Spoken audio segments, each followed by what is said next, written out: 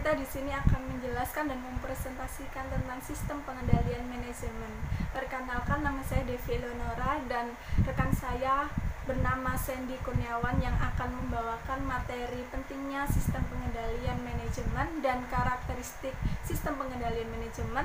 Dan yang kedua, teman saya bernama Anindita Aulia yang akan membawakan materi sistem pengendalian manajemen di dalam organisasi. Dan yang terakhir ada Novela Dinda Febianisa yang akan memberikan contoh sistem pengendalian manajemen di perusahaan-perusahaan. Yang pertama, saya akan menjelaskan tentang apa sih sistem pengendalian manajemen itu.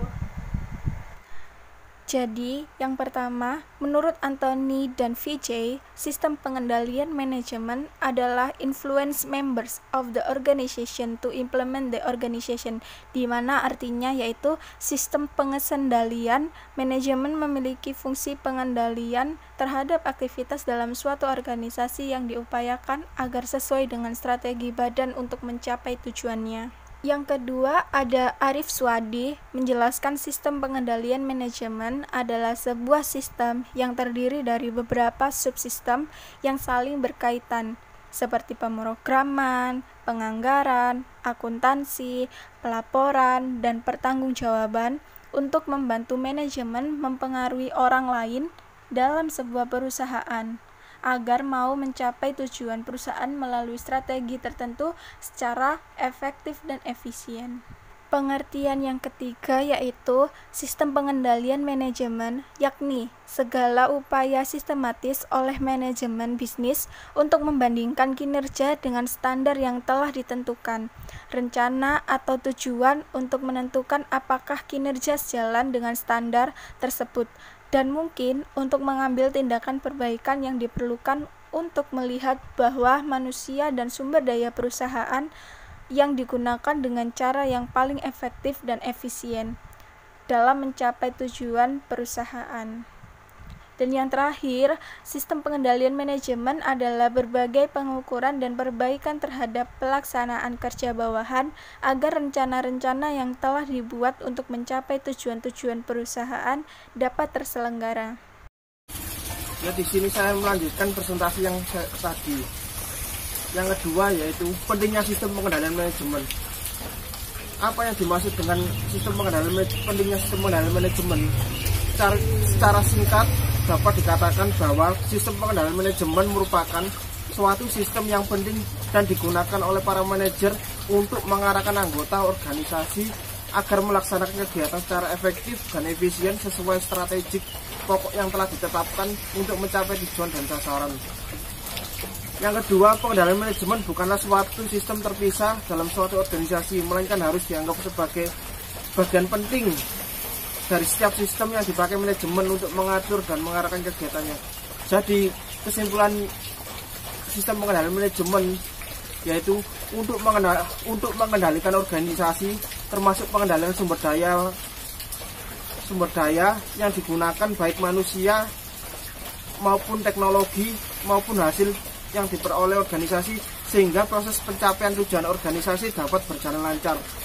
Selanjutnya itu karakteristik sistem pengendalian manajemen. Adapun beberapa karakteristik sistem pengendalian manajemen antara lain sebagai berikut. Yang pertama, sistem pengendalian manajemen diharuskan untuk selaras dengan strategi dan tujuan organisasi. Terus, yang kedua, sistem kontrol manajemen harus dibuat dengan sesuai struktur organisasi dan bertanggung jawab dalam pengambilan keputusan manajer individual.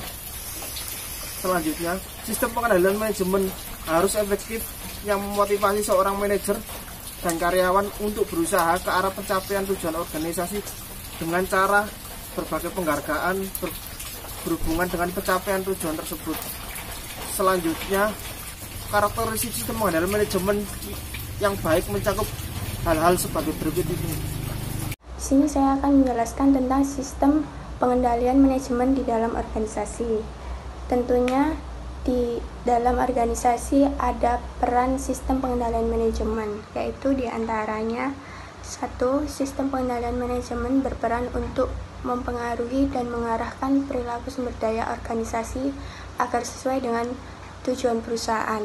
Nah, biasanya perilaku ini tuh didasari oleh keinginan si pemimpin yang bersifat kayak birokratis yang bertumpu pada kehendaknya sendiri demi tujuan perusahaan tersebut.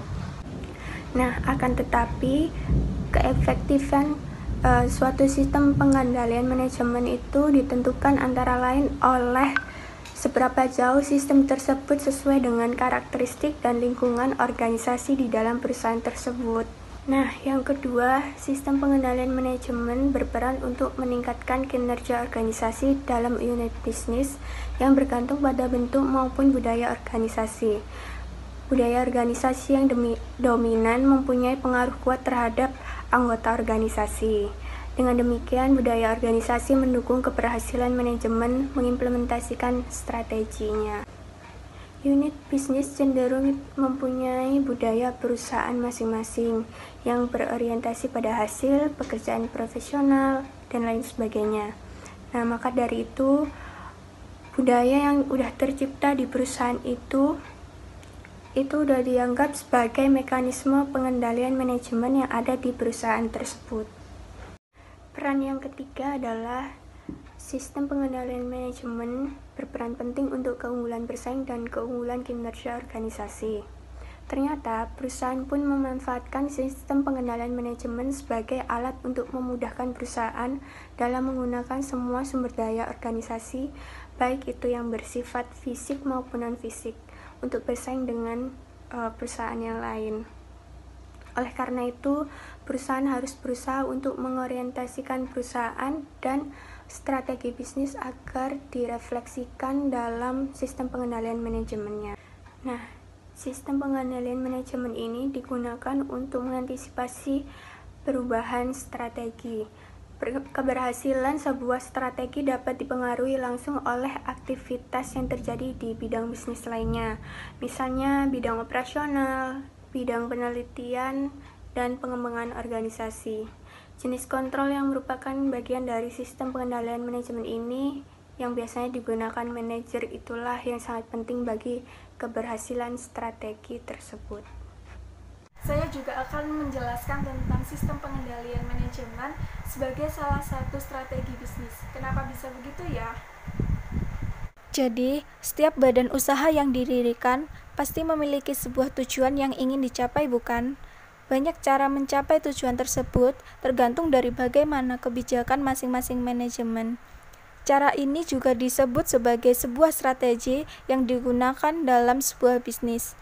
Penentuan strategi ini sangat penting bagi sebuah badan usaha karena menentukan berapa lama tujuan akan tercapai. Pengendalian manajemen adalah proses di mana manajer mempengaruhi anggotanya untuk melaksanakan strategi organisasi. Jadi, strategi bisnis dan pengendalian manajemen mempunyai hubungan atau keterkaitan sebagai berikut. Yang pertama, sifat keputusan. Keputusan pengendalian manajemen dibuat dalam kerangka kerja sesuai dengan strategi organisasi. Tanpa pedoman yang jelas, akan sulit menjalankan pengendalian manajemen yang benar.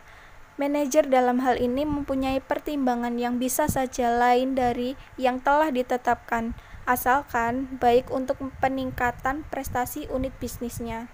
Yang kedua, sistematis dan ritmis. Dalam proses pengendalian manajemen, keputusan yang dibuat berdasarkan prosedur dan jadwal yang dilakukan berulang-ulang tahun demi tahun. Yang ketiga, sebagai alat untuk mengimplementasikan strategi. Sistem pengendalian manajemen adalah alat untuk mencapai tujuan perusahaan sesuai dengan strategi yang telah ditetapkan. Jadi, pengendalian manajemen memfokuskan pada pelaksanaan strategi. Pengendalian manajemen hanya salah satu cara bagi manajer untuk menerapkan strategi yang diinginkan. Strategi yang dapat diterapkan selain pengendalian manajemen adalah melalui pendekatan struktur organisasi, manajemen sumber daya, dan budaya. Perumusan strategi sendiri adalah proses memutuskan atas tujuan organisasi dan langkah-langkah yang diambil untuk mencapai tujuan tersebut. Strategi yang diambil oleh perusahaan tidak tertutup kemungkinan untuk diuji kembali atau dilakukan perubahan di mana perlu. Kebutuhan untuk mengubah strategi biasanya disebabkan oleh ancaman atau untuk memperoleh keuntungan yang lebih baik.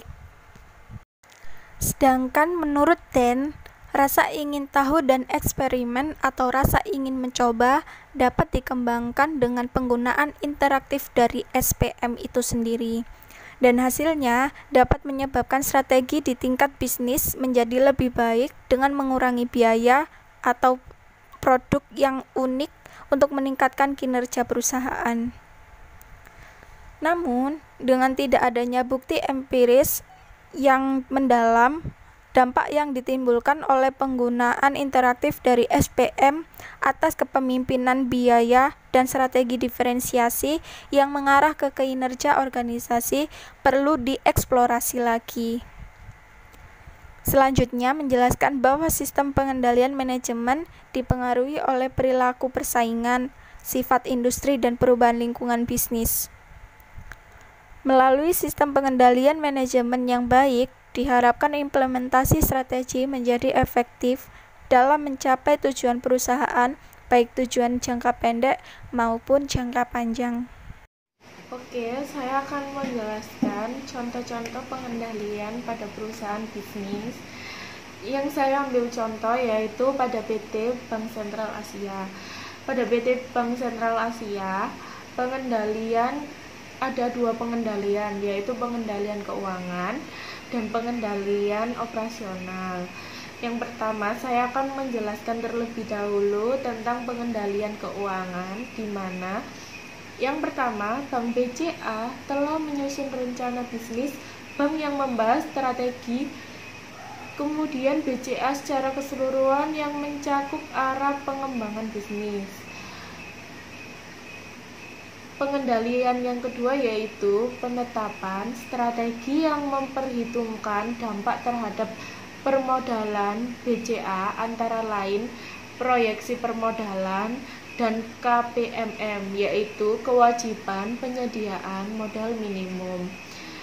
Pengendalian yang ketiga yaitu direksi secara aktif melakukan diskusi untuk atau memberikan masukan serta membantu kondisi internal dan perkembangan faktor eksternal yang secara langsung maupun tidak langsung mempengaruhi strategi bisnis BCA. Kemudian saya akan menjelaskan pengendalian yang keempat, yaitu BCA telah melaksanakan proses pengendalian keuangan melalui upaya pemantauan relasi dibandingkan dengan budget keuangan dalam laporan yang dibuat secara berkala dan dibawakan dalam rapat direksi saat dibutuhkan tindak lanjut direksi. Pengendalian yang kedua yaitu pengendalian operasional, di mana di pengendalian operasional ini ada tiga pengendalian. Yang pertama, BCA telah melengkapi standar operating prosedur atau manual kerja yang merinci prosedur kerja setiap transaksi operasional perbankan yang dilakukan di BCA terkait produk dan aktivasi baru, termasuk mitigasi resiko operasional terkait. Pembuatan prosedur kerja tersebut dilakukan oleh Divisi Strategi dan Pengembangan Operasi Layanan atau biasa disebut DPOL, dan telah direview oleh berbagai unit kerja yang terkait untuk memastikan bahwa resiko operasional yang mungkin ada aktivitas tersebut telah dimitigasi dengan baik. Pengendalian kedua yaitu BCA menerapkan pembatasan wewenang petugas melalui penetapan limit dalam melakukan suatu transaksi, serta pembatasan akses petugas ke jaringan teknologi informasi dan komputer melalui pengendalian penggunaan user ID dan password serta permasangan finger scan. Pengendalian ketiga di pengendalian operasional yaitu BCA telah membentuk struktur organisasi dengan baik, dilengkapi dengan unit pengawasan atau pengendalian sehingga dapat mendukung pengendalian operasional. Terima kasih.